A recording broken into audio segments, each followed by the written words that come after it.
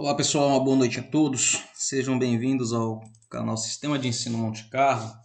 Esse canal feito para você, estudante do ensino público, com o intuito em te ajudar nas suas atividades escolares, nas suas atividades acadêmicas, em todo o seu processo de aprendizagem.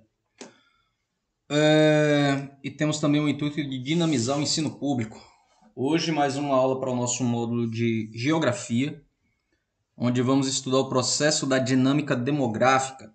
Essa aula está dividida em duas partes. Tá? Essa é a parte 1 e, obviamente, nossa próxima aula de Geografia vai ser a continuação desse processo da dinâmica demográfica, onde eu vou estar falando da imigração, o processo de imigração brasileira do passado e o processo de imigração na atualidade.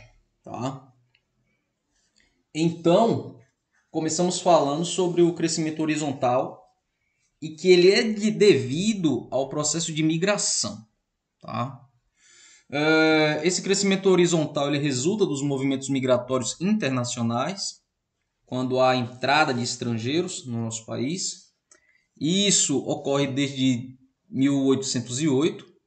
1808 é o momento em que ocorre a abertura dos portos às nações amigas. E é nesse momento que o Brasil ele passa a se caracterizar como um país em que predomina a imigração, registrando o ingresso de mais de 4,5 milhões de estrangeiros entre os anos de 1882 e 1934. 2,3 milhões só no estado de São Paulo. São Paulo teve como destino essa cifra aí de 2,3 milhões de pessoas. E desse total, os principais grupos foram os portugueses, os italianos, espanhóis, alemães, japoneses. E esse foi um deslocamento voluntário. E também teve aquele deslocamento obrigado, né? Que foi o que aconteceu com os negros africanos. Isso entre os séculos 16 e 19, quando eles foram trazidos para cá no período da colonização brasileira. Para trabalhar como escravos. Então, só esses dois detalhes.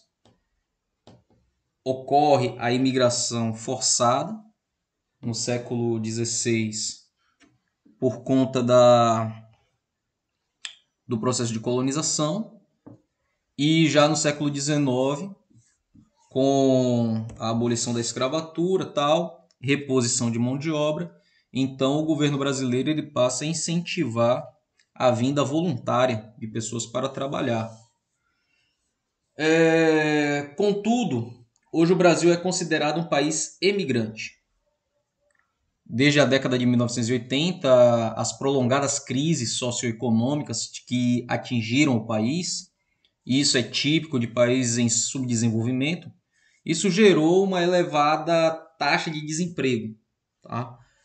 O crescimento da economia não foi suficiente para empregar toda a população que chegava na idade adulta, na idade de produção, e além disso, muitos perderam seus postos de trabalho devido à mudança nas estruturas das atividades econômicas.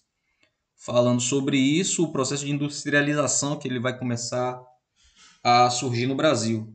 E essa realidade tornou as imigrações superiores do que as imigrações. E é um fato inédito, porque o Brasil ele já estava acostumado a receber estrangeiros. A independência do Brasil, em 1822, não vai cessar o fluxo imigratório. Pelo contrário, já no início do século XIX, a imigração contou com o apoio do governo. Essa imigração ela era incentivada pelo governo, que visava consolidar a ocupação de vastas porções de terra ainda virgens na região sul do Brasil. Assim, grandes levas de italianos e alemães, entre outros imigrantes europeus, fixaram-se sobretudo nos estados de Santa Catarina e Rio Grande do Sul. Em Santa Catarina, os italianos se concentraram principalmente na região de Criciúma, e os alemães, além de ocuparem as proximidades de Criciúma, dirigiram-se para o vale do rio Itajaí, originando importantes núcleos urbanos como Joinville, Blumenau, Brusque, entre outras. A cidade de Florianópolis contou nos primórdios da sua formação com os portugueses açorianos, que são esses portugueses provenientes do arquipélago dos Açores, no Atlântico. No Rio Grande do Sul, os dois grupos de imigrantes se fixaram entre os habitantes locais, na região da Serra Gaúcha. Italianos deram origem a cidades importantes como Bento Gonçalves e Caxias do Sul, e os alemães fundaram Gramado e Canela, entre outras regiões, mas essas as que recebem maior destaque. E também ocorreu uma chegada de ucranianos ao Paraná, fixando-se não apenas na capital, mas também na cidade de Ponta Grossa. Outro importante fluxo migratório foi registrado logo após a abolição da escravidão. Nessa época, principalmente na última década do século XIX, grandes levas de italianos tornaram-se mão de obra assalariada nas fazendas de café em São Paulo.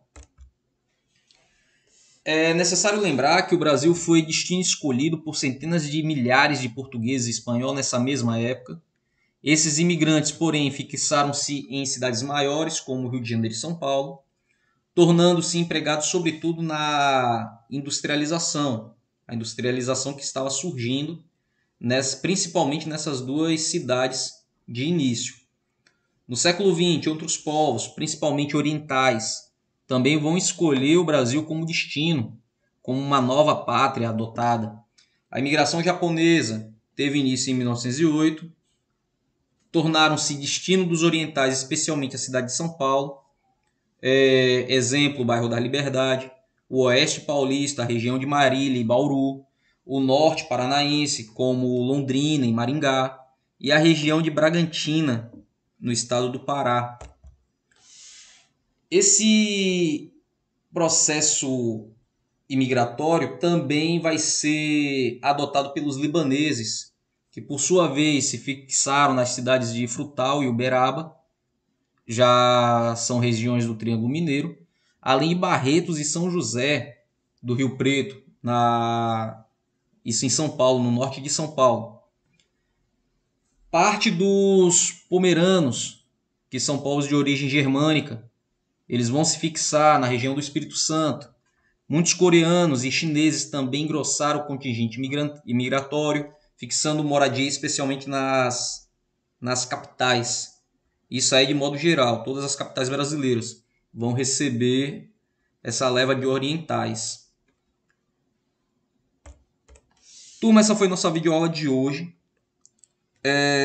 Só um detalhe, né? Essa questão da imigração ela é importante, porque em outras aulas eu já havia falado sobre a base da formação sociocultural brasileira, mas essa questão da imigração ela também vai ser muito importante para a formação sociocultural brasileira, porque dá-se a impressão que algumas regiões do sul e do centro-oeste parece que são cidades fora do Brasil por conta de suas particularidades, né? E isso pode ser até tema para uma outra aula. Por hoje nós ficamos por aqui. Não esquece de deixar o seu like, não esquece de compartilhar os conteúdos do canal, não esquece de se tornar inscrito. Entenda que esse canal não é um canal de entretenimento, é um canal de estudo e pesquisa. É um canal que tem esse viés de utilidade pública. Então eu daqui como professor fazendo minha parte e você daí também fazendo sua parte. Se inscrevendo, compartilhando, deixando seu like, comentários, sugestões. Tudo isso ajuda a melhorar cada vez mais a qualidade aqui de nossas aulas. Fiquem todos bem e até uma próxima.